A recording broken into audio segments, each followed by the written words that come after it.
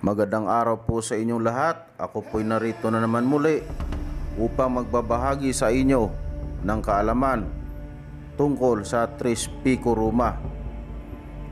Ang Tres Pico Roma, isang uri ng anting-anting na hugis tatsulok na pinaniniwalaan ng karamihan na ito ay mayroong kakayahan upang ikaw ay hindi tatamaan ng bala sa tuwing ikaw ay makikipaglaban.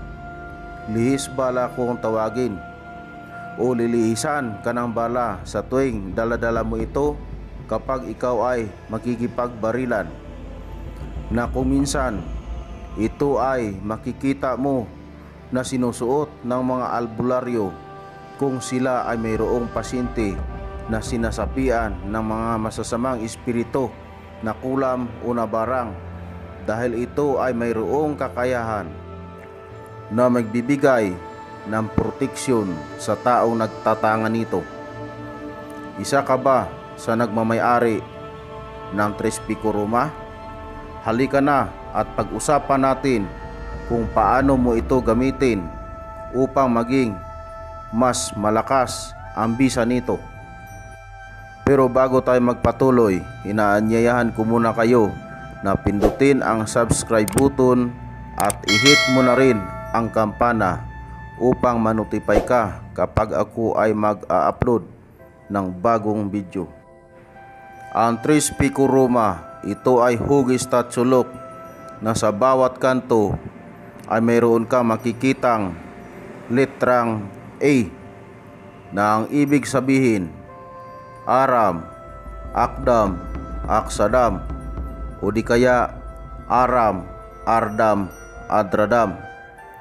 Ito ay sumisimbolo sa tatlong persona: Diyos Ama, Diyos Anak, Diyos Espiritu Santo, na mayroong isang mata sa gitna, at sa parting ibaba naman ay mayroon kang mababasang katagang Roma na ang ibig sabihin Rex Omnipotentem Mac Mamitam Adonai. Ang Tres Pico Roma ay mabisang pangproteksyon sa kulam, barang, masamang espiritu, maligno o engkanto, na kung makikita mo ito ay gawa sa tanso, kahoy o di kaya baon ng niyog na walang mata. Bukod dyan, maging magaling din ito sa labanan o kung ikaw ay nakikipagbarilan. Subalit, huwag mo itong hayaang lumapat sa lupa o makbangan dahil ito ay mawawala ng bisa. Ngunit paano nga ba ito buhayin o palakasin? Kaya panuorin mo ng mabuti ang video na ito dahil ibabahagi ko sa inyo ang pagkaing dasal sa anting-anting na ito upang magkaroon ng sapat na bisa. Ang kailangan mo lang gawin ay madibusyonan mo ito ng 49 days. Simulan mo sa unang biyernes ng kahit anong buwan.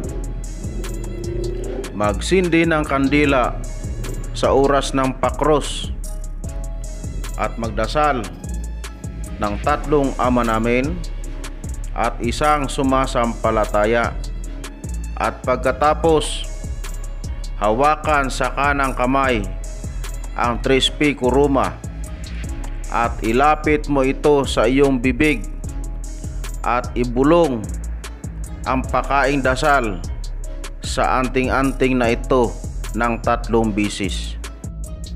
Narito na po ang pakaing dasal sa Tres Pico Roma. Aram, Akdam, Aksadam, Aram, Ardam, Adradam. E Dios, G Dios, di Dios. Dios, Dios, Dios. E gusom gabinit Dios.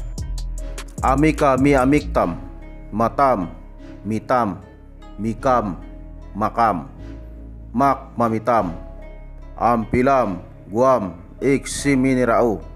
Rayom Omnipotente Matam Adonai, Rex omnipotente mak mamitam Adonai sulam mitam. Huhaok abha hikaak ay ritsit huk taksit alimiraktim huk mitak aminatak hiptak.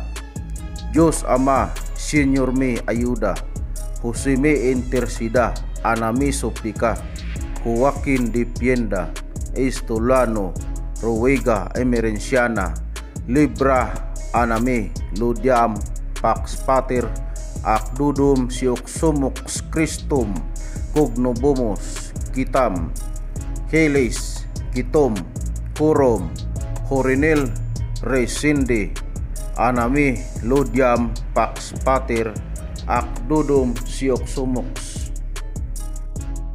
At ito po ang susi, Abiiste, Abite, Abitim, Aram, Akdam, Aksadam, Alleluia. Regnem omnipotentes makmamitam Adonai. Kailangan mo itong madibusinan ng 49 days nang walang patlang. At pagkatapos mo itong madibusinan ng 49 days, pwedeng Martes at Biyernes na lang ang pakaing dasal nito. Upang mapanatili ang bisa nito, iwasan mo itong dalhin sa mga lugar na pinagbabawal. Una, bawal itong dalhin sa CR o palikuran. Bawal mo itong dalhin sa sementeryo, sa mga lamay kapag may patay, at sa mga lugar na makamundo katulad ng hotel at beer house. Dahil mawawalan ito ng bisa kapag dinala mo ito sa mga nabanggit na lugar. Ikaw ba ay isa sa nagtatangan ng anting-anting o agimat? I-comment mo sa comment section sa video na ito dahil iyan ay gagawan ko ng reaksyon. At dito po nagtatapos ang video natin. Maraming salamat sa inyong lahat at sa inyong panunood. Hanggang sa muli nating pagkikita.